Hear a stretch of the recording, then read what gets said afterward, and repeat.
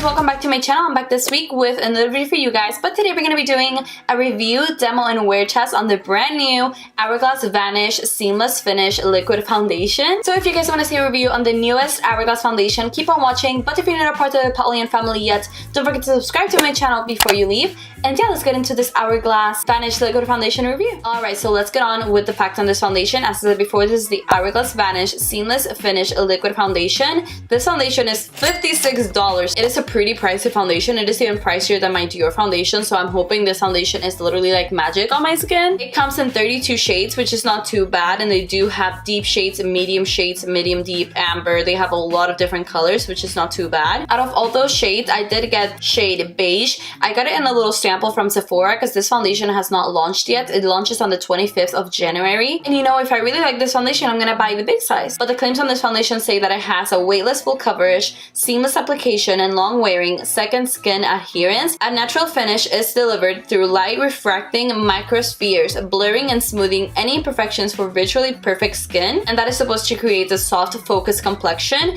And then it says that it is fade-proof, 24-hour wear, waterproof, transfer-proof, and sweat-proof. It is also vegan and cruelty-free, so if you guys only wear vegan makeup, you can try this foundation. So those are all the claims on the foundation. Pretty much this foundation is supposed to make your skin look perfect. It is supposed to have full coverage. It is supposed to be extremely long wearing, and it is supposed to blend very nicely. Now, I did get a mini size of the foundation to try it out for you guys, but the packaging on the pictures of this foundation looks very amazing. It looks very similar to the Dior packaging. It has the same matte frosted glass. The cap is the same. So I'm assuming the packaging is gonna be a lot like this Dior foundation I already love. On the little sample that I got, you get 0.11 ounces. But if you do choose to get the full size of this foundation, it is 1 ounce of product, which is very average for the foundations. Alright, so those are pretty much all the claims on the website and what it says it is supposed to do. So now let's get to testing this foundation on the skin to see if it actually performs. Alright, let's get to applying this foundation. I'm going to start off with the H2O primer for oily skin. And I'm going to be doing the right side of my face with the Morphe sponge and the left side of my face with the Sigma F80. So I'm just going to put this on my sponge. And I'm going to put the primer on my skin with the sponge on this side of the face. And now I'm going to grab the primer on the brush, and I'm going to put the primer with the brush on the left side of my face. Alright, so we're all primed, so let's get to applying the foundation. I'm going to grab the little tiny spatula, and I'm going to do the right side of my face first. Oh, this is going to be so dark.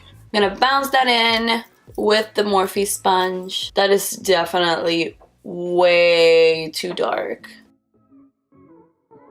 I mean, but besides the color being literally orange on me, I do really like the finish and how it's blending really quickly. I'm gonna look like an Oompa Loompa all day and I really don't want to. It's looking really smooth. It also looks really natural though, and the coverage, I would definitely say it's full coverage because it's covering everything on my face really quickly. Alright, so this is how it blended out with the sponge. It definitely looks seamless. I have used a foundation stick and I feel like this foundation blends better than the foundation stick. It is less thick and it's just easier to work with than the foundation stick in my opinion. My pores are definitely very small, so it won't make your pores look huge, and the finish is a very natural finish. It is not matte by any means, but it is definitely natural. So now I'm gonna do the other side of my face with the brush. It's definitely more full coverage with the brush than with the sponge.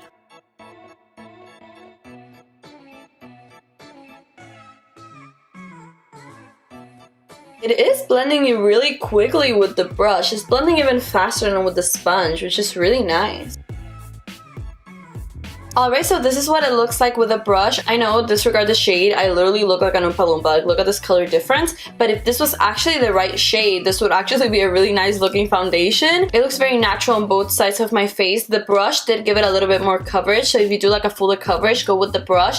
And it blended a little faster with the brush as well, which is actually really impressive. Usually sponges blend faster than brushes when it comes to foundation, but it's also not accentuating any pores or lines, which is also great. Alright, so right now it is 10:34 in the morning, so that is the initial application time. So I'm gonna apply concealer. I'm gonna be using my Fenty concealer in 150. I'm gonna see if the shade of the concealer helps the situation out, and I'm gonna be blending the concealer with the Morphe sponge.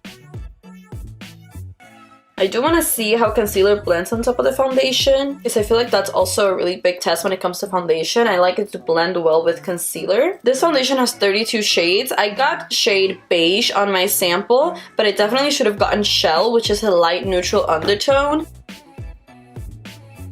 Alright, so this is my face after concealer. It definitely blended very well into the foundation, and the shade is very even now. It's still a little bit dark, but I just won't apply any bronzer and I'll be completely fine. I'm gonna apply some powder to see how the powder applies. I'm gonna grab it with my Morphe sponge, and I'm using the Lancome powder. I'm gonna set the under eye quickly.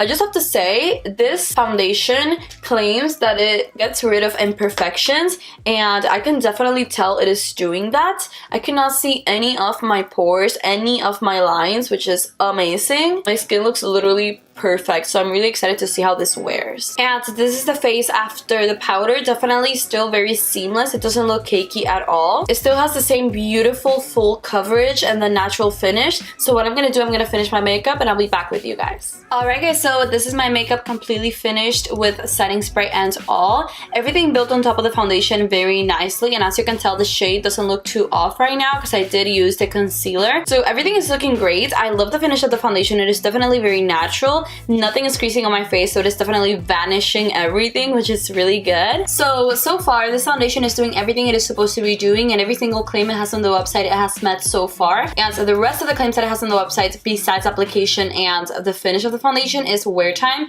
It says that it lasts for up to 24 hours and that it is sweat proof and transfer proof. So I'm going to be wearing this foundation for as long as possible to see how it holds up, and I'll be back with you guys to share my final thoughts on this foundation. Alright guys, so right now it is 12:51 in the morning, so it's been almost 15 hours since I put on this foundation. It did get quite oily on my nose. It also got oily on my forehead. It didn't get too oily on my chin. My smile lines did crease, as well as my expression lines, and it did kind of cake up around the nose. I don't think this foundation could last 24 hours without being touched up. I would say if you definitely go in with a brush and touch it up, you could make it last a little bit longer. And all of this stuff started happening after the 10th hour, so it lasted a good 10 hours without getting oily or anything. So I mean, touching up after the 10th hour is not bad at all. So I'm just gonna touch up to see how it touches up with you guys, and I'm gonna grab some of the Lancome powder with the Lancome powder puff, and I'm just gonna pat my forehead. Also just pat anywhere where I feel oily. Alright guys, and this is what it looks like after touching up. It literally completely came off right here when I touched up, and it also came off around the nose. My other foundations that I touch up doing the same technique don't do that. So this foundation doesn't touch up very well compared to other foundations that are very similar to this one. But besides the problem in between the brows, it doesn't look too bad. I wouldn't wear it for much longer because I don't feel like it looked as flawless as it did when I first put it on. So that's pretty much been the only thing that I don't like about this foundation. However, if you do have more dry skin, a little bit drier than mine,